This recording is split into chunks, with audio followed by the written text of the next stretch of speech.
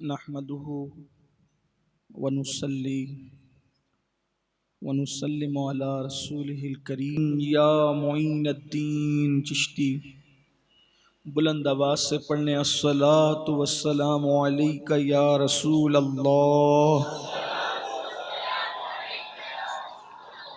الصلاۃ والسلام علیک یا نبی اللہ، الصلاۃ والسلام علیک یا حبیب اللہ وعلی آلک واصحابک یا نور اللہ صلی اللہ تعالی علیہ وسلم۔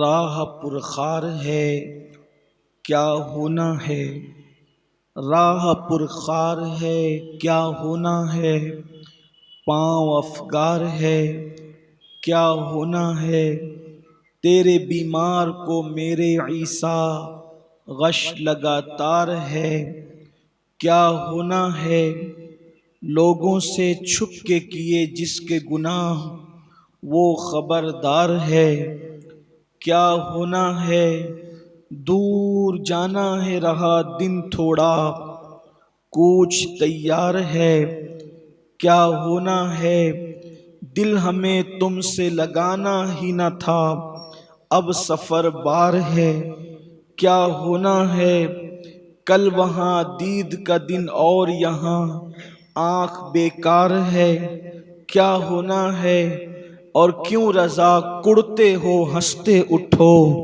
جب وہ غفار ہے کیا ہونا ہے، جب وہ غفار ہے کیا ہونا ہے۔ ہماری تحریک سواد اعظم اہل سنت و جماعت کی سنی دعوت اسلامی کا روز اول سے یہ وتیرہ رہا ہے کہ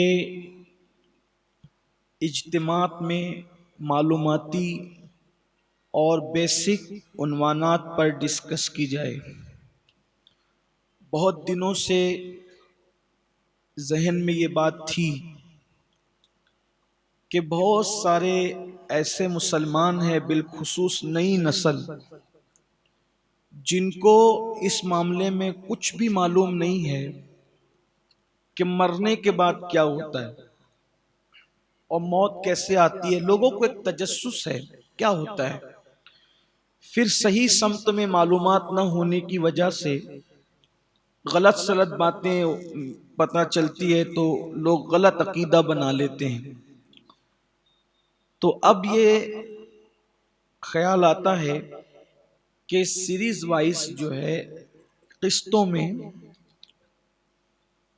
ہر ہفتے جب جب فقیر کی حاضری رہے گی ہم اسی عنوان پر گفتگو کریں گے تاکہ ایک ہمارا عقیدہ مضبوط اور پختہ ہو کہ موت کیسے آتی ہے اور مرنے کے بعد کیا ہوتا ہے۔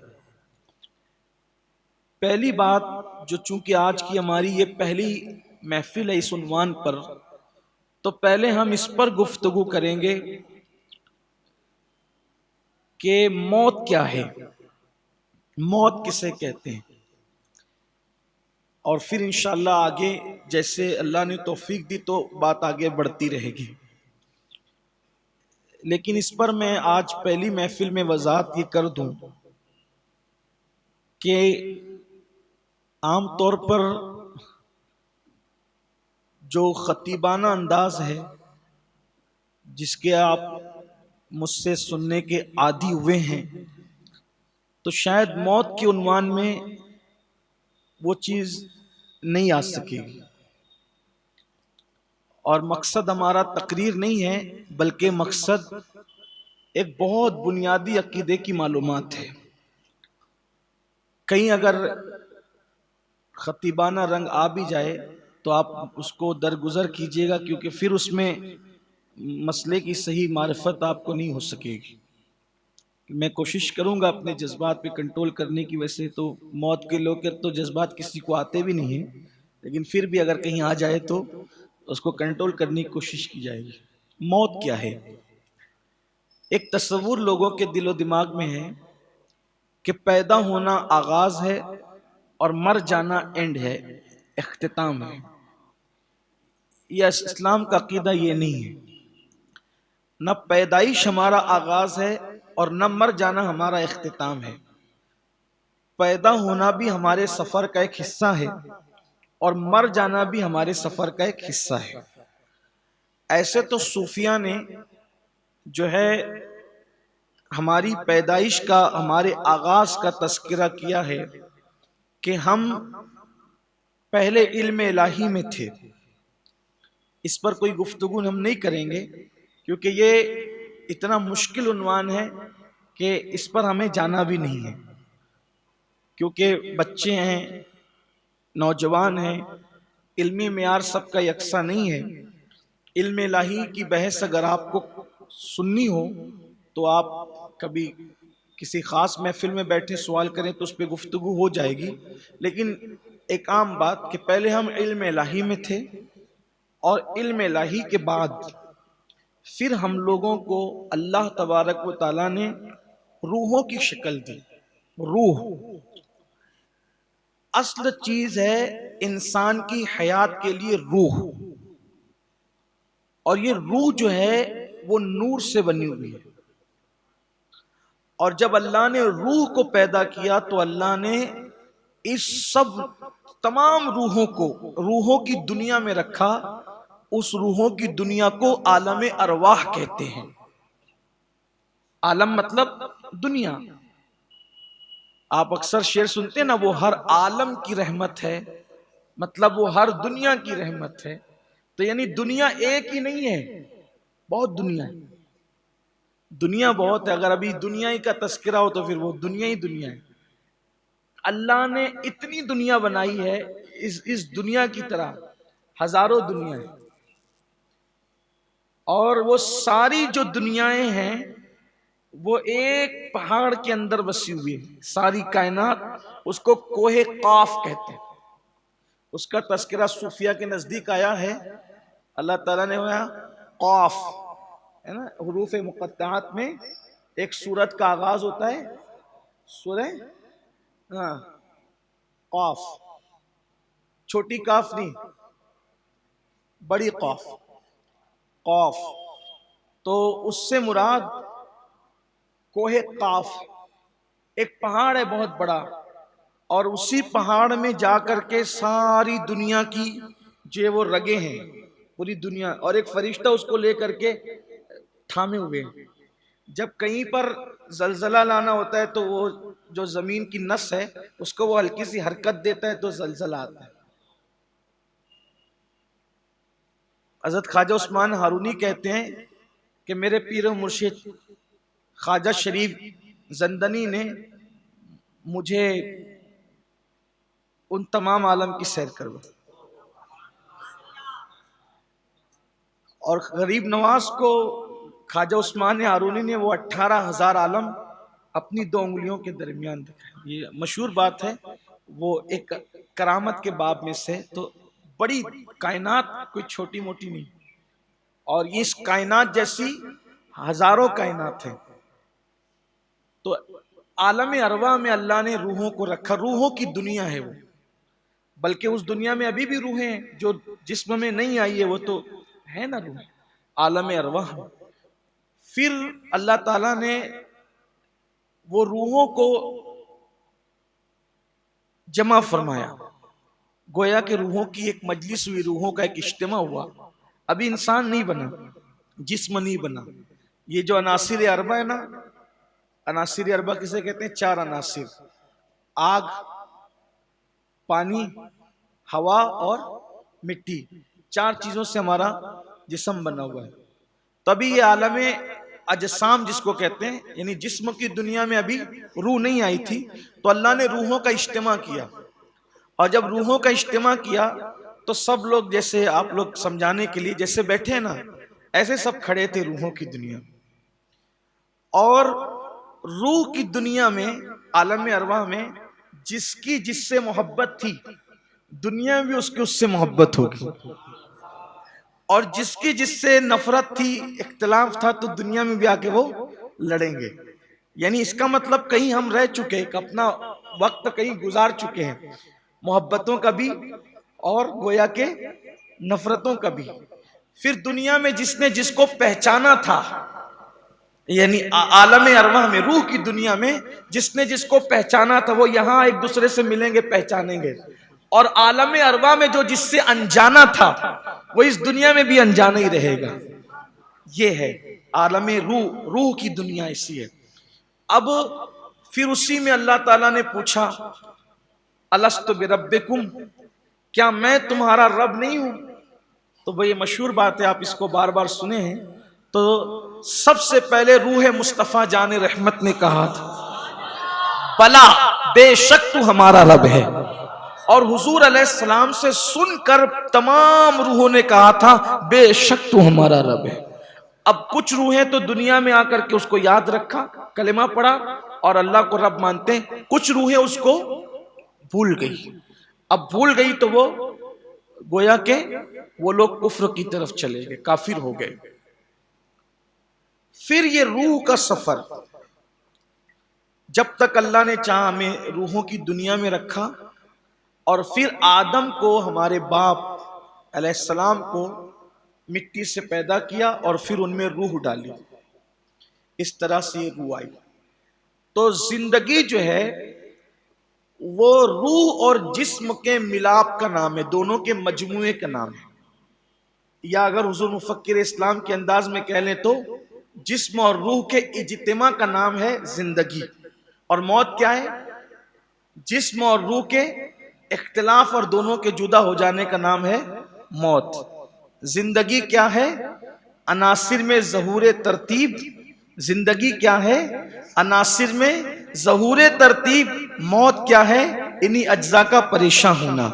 تو اتحاد زندگی ہے اور انتشار. اکثر حضرت سے ہم نے سنا ہے کہ اتحاد زندگی اور انتشار. جب روح اور جسم کا اتحاد ہوا تو زندگی ہو گئی، اور روح اور جسم میں جدائی ہو گئی تو موت ہو گئی. یعنی ہمارا آغاز نہ پیدائش ہے اور نہ ہمارا انجام موت ہے.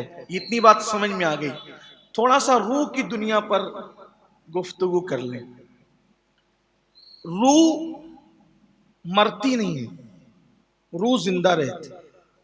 یعنی روح جب نکال لی جاتی ہے تو حسب مراتب روح، تو روح کا نکلنا ہی موت ہے. اسی لیے ہم لوگ کہتے ہیں انتقال. یہ جسم مٹی میں ملے گا، گھل جائے گا یا نہیں بھی گھلے گا، لیکن روح نے مٹی میں نہیں گھلنا ہے، روح نے مٹی میں نہیں ملنا ہے. یہ جو ہم سنتے ہیں، بولتے ہیں، کھاتے ہیں، پیتے ہیں، چلتے ہیں، سوتے ہیں، تقریریں کرتے ہیں، جو بھی کرتے ہیں، جھگڑا کر جو کچھ کر رہے ہیں، تو یہ جسم نہیں کرتا. اصل میں اندر روح ہے، روح ہے. اور روح کے بارے میں بہت زیادہ ڈسکس کرنے کی اجازت بھی اور اس میں بہت غور کرنے کی اجازت بھی نہیں ہے. جب اللہ کے رسول علیہ السلام سے پوچھا گیا کہ روح کیا ہے تو اللہ نے جواب میں فرمایا قل، اے محبوب آپ فرما دیجئے کہ امر ربی کی، وہ میرے رب کا حکم ہے، اللہ کا. ہاں یہ روح جو ہے آپ کہہ دیں کہ اللہ کا حکم ہے، امر ربی ہے. یہ اس میں بہت زیادہ گھسنے کی اور ڈسکس کرنے کی ضرورت نہیں ہے. لیکن روح مرتی نہیں ہے، روح کو موت نہیں آتی. روح نکلتی ہے اور نکلنے کے بعد حسب مراتب کسی کی روح اعلیٰ علیین میں پہنچتی ہے. اعلیٰ علیین یہ اللہ تبارک و تعالیٰ کے عرش کے قریب ایک جگہ ہے، اعلیٰ علیین اس کا نام ہے. اور وہاں پر کسی کی روح وہاں پہنچتی ہے. بعض مومنوں کی روحیں مکۃ المکرمہ میں چاہے زمزم پر، یعنی زمزم کے کنویں کے پاس ہوتی ہے. بعض کی مقام ابراہیم اور کعبے کے درمیان مرتبے کے اعتبار سے. بعض کی روحیں جنت میں ہوتی ہے اور بعض کی روحیں قبر پہ بھی ہوتی. الگ الگ اس کی وہ ہے. اور روح نکلنے کے بعد جسم سے اس کا تعلق ختم نہیں ہو جاتا بلکہ اس کا تعلق قائم رہتا ہے. تو اسی لیے ہمارے یہاں اہل سنت کا یہ عقیدہ ہے کہ اگر اللہ ثواب بھی دے گا تو اس کا مزہ جسم اور روح دونوں کو اٹھانا ہوگا، یعنی اس کا لطف دونوں اٹھائیں گے. اور اگر اللہ عذاب بھی دے گا تو اس کا عذاب کا جو اس کی تکلیف ہے وہ جسم کو بھی ملے گی اور روح کو بھی ملے گی، دونوں پر ہوگا.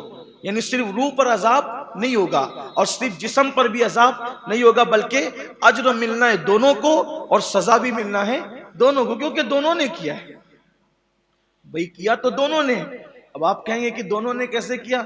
تو جسم تو مجبور تھا، تو وہ بالکل ایسے ہی ہے کہ لنگڑا جو ہے وہ جا تو سکتا نہیں تھا آم چوری کرنے کے لیے، اندھا آم دیکھ نہیں سکتا تھا، ایسے ہی تھا نا، اندھا دیکھ نہیں سکتا تھا، لنگڑا چل نہیں سکتا تھا. تو ہوا کیا؟ ہوا یہ کہ اندھا لنگڑے کو اپنے کندھے پہ بٹھا لیا اور اس کے بعد اندھا اس کو لے چلا، اور پھر آم چوری کس نے کیا؟ کس نے کیا؟ لنگڑے نے کیا. لنگڑا راستہ دکھا رہا تھا، کندھے پہ بیٹھ کے جا رہا تھا، اندھا چل رہا تھا، لے جا رہا تھا. جب آم چوری ہوا تو مجرم کون ہوا؟ دونوں ہوئے. اگر اندھا نہ لے جاتا تو لنگڑے نے آم تک پہنچنا کب تھا؟ یہی بات ہے نا آسان زبان میں. تو ایسے ہی اگر صرف روح ہوتی، اگر صرف روح ہوتی تو اس نے زنا کب کرنا تھا؟ روح کے پاس تو زنا کا کوئی آلہ ہی نہیں تھا نا. اگر صرف روح ہوتی تو اس نے چوری کب کرنا تھا؟ اس کے پاس تو چوری کرنے کوئی آلہ ہی نہیں تھا نا. تو اس گویا کے سمجھانے کے لیے اس وجود کو، روح کو جسم نے اسباب فراہم کی اور روح نے کیا، اور روح کے حکم پر جسم عمل کرتا رہا، تو اس لیے دونوں مجرم ہیں. اگر ثواب پائیں گے تو دونوں پائیں گے، عذاب پائیں گے تو دونوں پائیں گے. جسم اور روح دونوں پر عذاب ہوگا. تو روح مرتی نہیں ہے، روح نکلتی ہے اور حسب مراتب رکھی جاتی ہے. تو اب کافر فاسق کی جو روح ہے وہ سجین میں رکھی جاتی، سجین میں، وہ ہے بالکل زمین کے آخری حصے میں. بعض لوگوں کی روح جو ہے ایک مقام ہے، کنواں ہے بابل کے مقام پر، تو وہ وہاں رکھی جاتی ہے اس نالے پر. اور بعض لوگوں کی جو ہے وہ مرگھٹ پر بھی ہوتی ہے، جہاں وہ مرتے ہیں عذاب پاتے ہیں وہاں بھی ہوتی ہے. الگ الگ ان کے بھی ہیں. اب یہ روح جو ہے جسے روح کہتے ہیں، یہ ایک جسم میں جب داخل ہوتی ہے تو نکلنے کے بعد پھر وہ دوسرے جسم میں داخل نہیں ہو سکتی.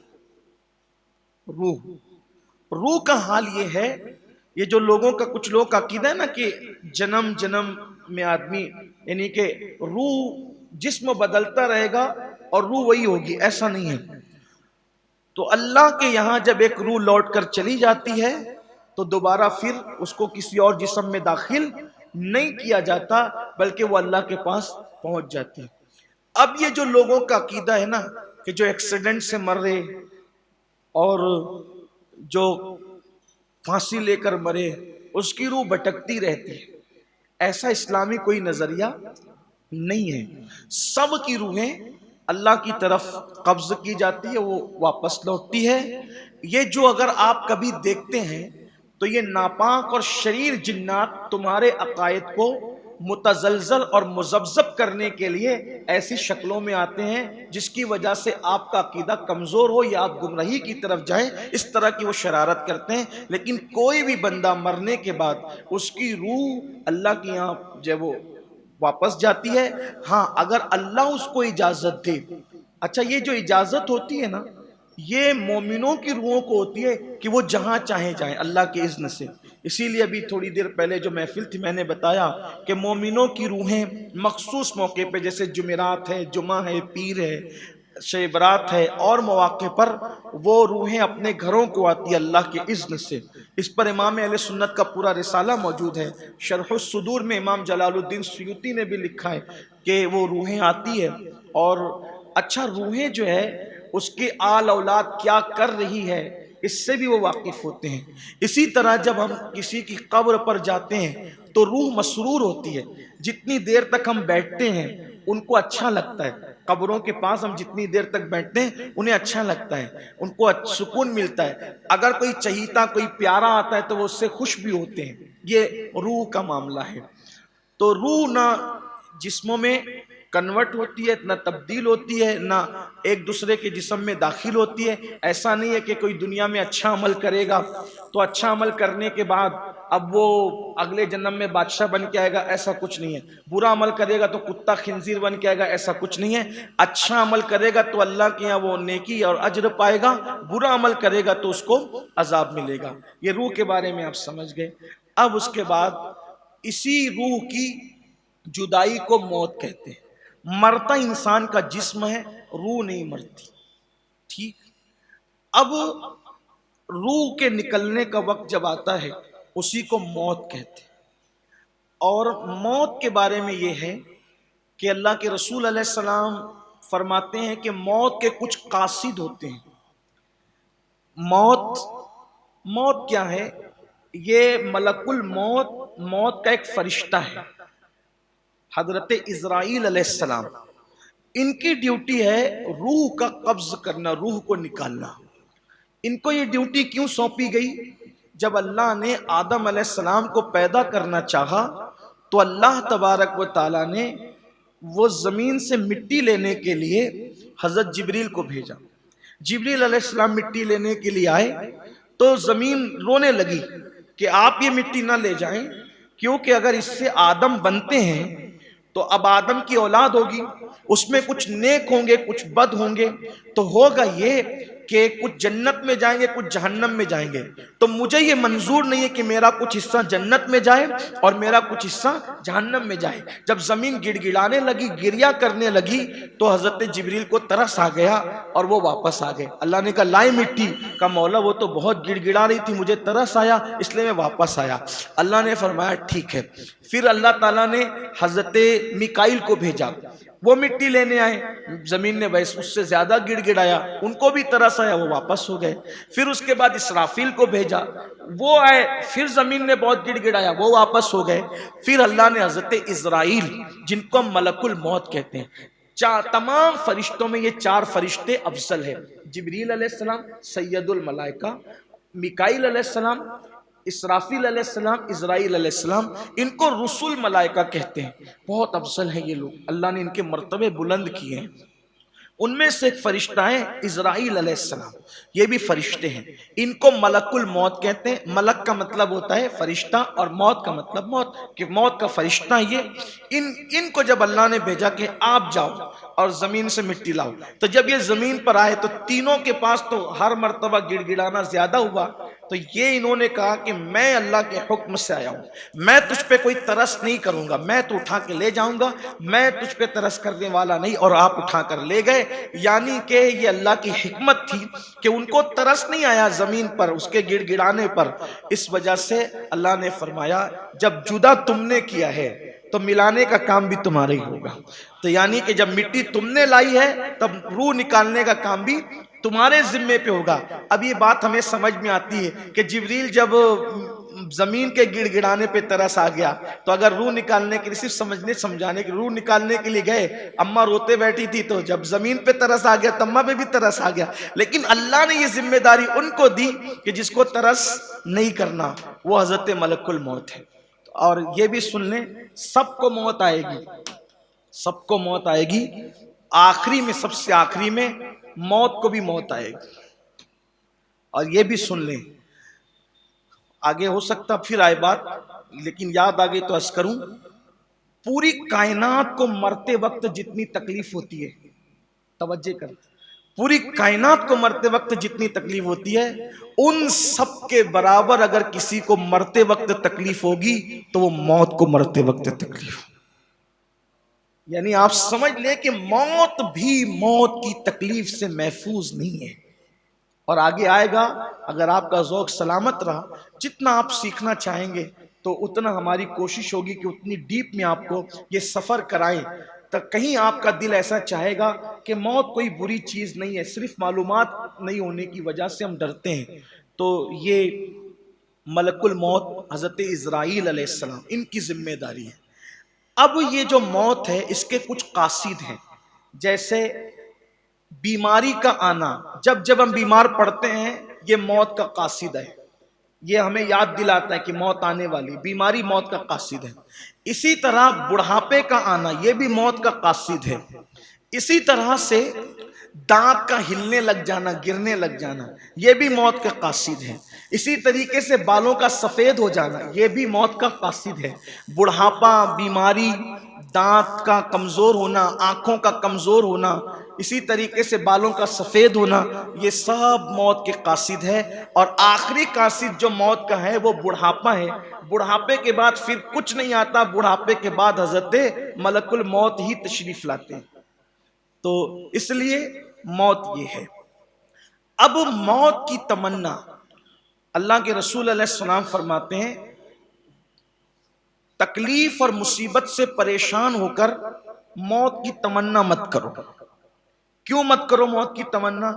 موت کے لیے تیار رہو، موت مانگو مت، موت کی تمنا مت کرو۔ کیوں؟ اگر تم نیک ہو تو موت مانگنے سے نقصان کیا ہے کہ جب آدمی مرتا ہے تب وہ کوئی نیکی کر نہیں سکتا، تو اعمال منقطع ہو گئے، مرنے سے اعمال رک جاتے ہیں، منقطع ہو جاتے ہیں۔ تو نیک ہو تو کیوں مرنا چاہتے ہو؟ ابھی اور کرو اعمال تاکہ اللہ کا قرب مزید نصیب ہو۔ اور اگر گنہگار ہو تو بھی موت مت مانگو، کیونکہ گنہگار ہو تو جا کر تو بھگت نہیں ہے سب، تو کیوں زبردستی جلدی پٹائی اور گھٹائی اور کے لیے تیاری کرتے ہو؟ اور ہو سکتا مہلت مانگو تاکہ اللہ تبارک و تعالیٰ توبہ کی توفیق دے۔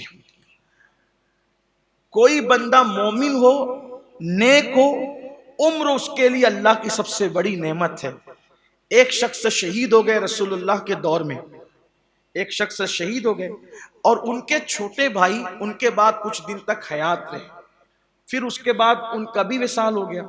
تو کچھ لوگوں نے شہید ہونے والے کی تعریف زیادہ کی، لیکن اللہ کے رسول علیہ السلام فرماتے ہیں مگر میں نے اس کے بھائی کو جنت میں اس سے بڑے درجے پر دیکھا۔ صحابہ نے پوچھا یا رسول اللہ وہ کیوں؟ تو آقا نے فرمایا اس لیے کہ اس نے اس سے رمضان کے روزے زیادہ رکھے اور اس نے اتنی نمازیں زیادہ ادا کی، اس لیے زیادہ اعمال کی وجہ سے اس کے درجات زیادہ بلند ہوئے۔ تو یہ لمبی عمر ہونا بھی اللہ کی بڑی نعمت ہے، اگر نیکیوں کی توفیق کے ساتھ ہے تو بہت بڑی بات ہے۔ اور اگر جب وہ گناہ کر رہا ہے، لفڑا کر رہا ہے، مسائل کر رہا ہے اور جرائم کر رہا ہے، خدا کو ناراض کر رہا ہے، تو پھر اس کی لمبی عمر اس کے لیے بہت نقصان دہ ہے۔ اس لیے موت نہیں مانگنا چاہیے، موت کے لیے تیار رہنا چاہیے، مشکلات تکلیف سے پریشان ہو کر موت کی دعا نہیں کرنا چاہیے۔ اچھا جب آدمی موت کی دعا کرتا ہے، ہو سکتا ہے قبول ہو گئی تو پھر موت تو آئی جانی ہے، اور پھر موت آئی تو پھر سب ختم ہی ہے۔ قیامت جب آئے گی جو جب مر گیا تبھی اسی کی قیامت گویا کہ آ گئی۔ تو موت کی تمنا نہیں کرنا چاہیے، موت سے نفرت بھی نہیں کرنا چاہیے، موت مانگنا بھی نہیں چاہیے، لیکن موت کے لیے تیار رہنا چاہیے۔ ایک مقام ایسا آتا ہے کہ جہاں موت کی تمنا کرنے کی اجازت ہوتی، یعنی وہاں موت کی تمنا آپ کر سکتے ہیں، جیسے ایمان خطرے میں ہو، فتنوں کا دور ہو۔ جیسے حضرت ابو ہریرہ نے تمنا کی کہ اللہ مجھے سن 60 ہجری کا دور مت دکھانا، تو وہ یزید کی حکومت کا دور امارت الصبیان کہہ کر اس سے پناہ مانگ رہے تھے، راس 60 سے پناہ مانگ رہے تھے۔ اللہم انی اعوذ بکا من راس 60 و امارت الصبیان او کما قال، کہ اللہ میں سن 60 ہجری اور بچوں کی حکومت سے تیری پناہ مانگتا ہوں۔ تو حضرت ابو ہریرہ نے گویا کہ وہ دور دیکھنا پسند نہیں کیا، تو آپ نے فتنوں کی وجہ سے موت مانگی، اور پھر اللہ نے سن 60 سے پہلے حضرت ابو ہریرہ کو اٹھا لیا۔ تو اسی طریقے سے فتنوں کے خوف سے اگر ایمان کی حفاظت کے لیے کوئی موت مانگے، جیسے اللہ کے رسول علیہ الصلوۃ والتسلیم فرماتے ہیں کہ ایک دور آئے گا کہ کوئی قبر سے گزرے گا فتنوں کے دور میں، تو وہ تمنا کرے گا کہ کاش اس قبر والے کی جگہ اس قبر کے اندر میں ہوتا تاکہ میں فتنوں سے محفوظ رہتا۔ تو اس طرح سے ایمان عقیدے کے تحفظ کے لیے اگر کوئی موت مانگتا ہے تو اس کے جواز کی بھی صورت علماء نے بیان کی ہے، لیکن دنیاوی حالات سے پریشان ہو کر کے موت مانگنے کی اجازت نہیں۔ جب دنیاوی حالات سے موت مانگنے کی اجازت نہیں ہے تو پھر خودکشی کرنے کی اجازت کیسے ہو سکتی ہے؟ پھر خود سے مرنے کی اجازت کیسے ہو سکتی ہے؟ تو یہ ایک چیز ہو گئی کہ موت مانگنا نہیں چاہیے اور موت کے لیے تیار رہنا چاہیے، لیکن اگر فتنے کا خوف ہو تو موت مانگی بھی جا سکتی ہے، اور اس کی کئی مثالیں موجود ہیں۔ ایک مرتبہ تعاون کی وبا پھیل گئی، اور جو وہ تعاون نہیں جاتا تھا اور لوگ بھاگتے تھے، تو ایک صحابی نے کہا کہ مولا یہ ان سب کو بچا لے اور یہ تعاون مجھ پر ڈال دے، اور اس کے بعد جو ہے آپ نے وہ دعا کی اور پھر آپ کو تعاون ہو گیا اور پھر آپ اسی میں وصال فرما گئے۔ تو وصال سے پہلے کسی نے کہا کہ آپ نے کیوں مانگا یہ؟ تو اس وقت آپ نے فرمایا کہ کیا تمہیں پتہ نہیں کہ جو تعاون کی مرض میں مرتا ہے اللہ تعالیٰ اس کو شہادت کا مقام عطا فرماتا ہے اور اس کی مغفرت فرماتا ہے۔ یہ آج کا ہمارا یہ ہماری پہلی محفل کا عنوان تھا کہ روح اور موت کیا ہے۔ موت اسی کو یاد رکھیے، روح اور جسم کی جدائی کا نام موت ہے، اور حضرت عزرائیل علیہ السلام کو اللہ تعالیٰ نے یہ ذمہ داری سونپی ہے۔ اب ہم آئندہ انشاءاللہ تعالیٰ جب ہمارا پروگرام مرکز پہ ہوگا تو اس میں ہم اس پہ ڈسکس کریں گے کہ موت کیسے آتی ہے، اور جب کسی کو موت آئے تو ہمیں کیا کرنا چاہیے، اور موت کس طرح آتی ہے، اس پہ گفتگو ہوگی انشاءاللہ، اور پھر آگے کا یہ سلسلہ جاری رہے گا۔ اللہ تعالیٰ ہم سب کو عمل کی توفیق عطا فرمائے۔ گفتگو کے درمیان اگر کوئی غلطی ہو تو اللہ تعالیٰ معاف فرمائے۔